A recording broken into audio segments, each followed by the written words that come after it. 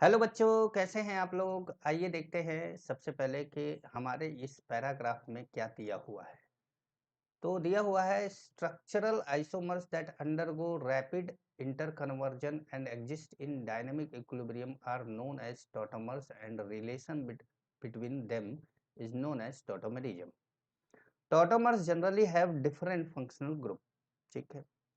Eight equilibrium more stable tautomer are present in higher amount, बिल्कुल सही बात है, but the ratio remains same until unless change is made externally. जब तक कोई बाहरी चेंज ना किया जाए पीएच में, प्रेशर में, टेम्परेचर में, तब तक टॉटोमर में जो रेशियो होता है वही रहता है।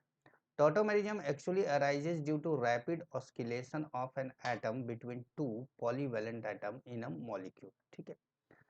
तो हम जो ऊपर का ये एग्जाम्पल है इसको अगर देखें कि अब is an example of ketoenol tautomerism. Condition for this type of ketoenol tautomerism is presence of alpha hydrogen. ये है आपका alpha hydrogen. Amount of enol at equilibrium is known as enolic content. इसको enolic content बोलेंगे.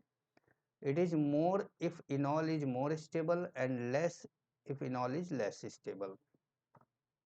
Tautomer which Tautomer of which of the following can show geometrical isomerism. अब देखिए किसका tautomer geometrical isomerism show करेगा। तो पहले वाले को देखते हैं। तो पहले वाले का जो टॉटोमर बनेगा वो कुछ इस तरीके से बनेगा।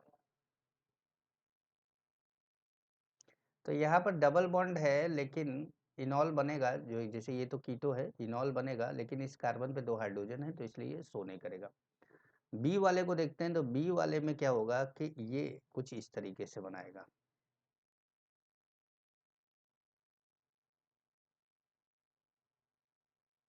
तो ये देखिए यहाँ पर क्या है, H है और CH3 है, यहाँ पर क्या है, H है और OH है।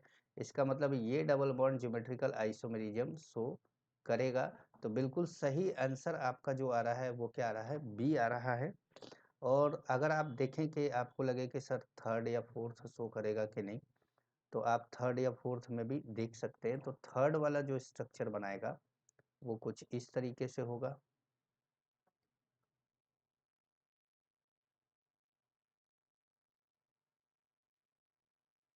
तो थर्ड वाले में ये दोनों CH3 सेम हो जा रहे हैं इसलिए शो नहीं करेगा।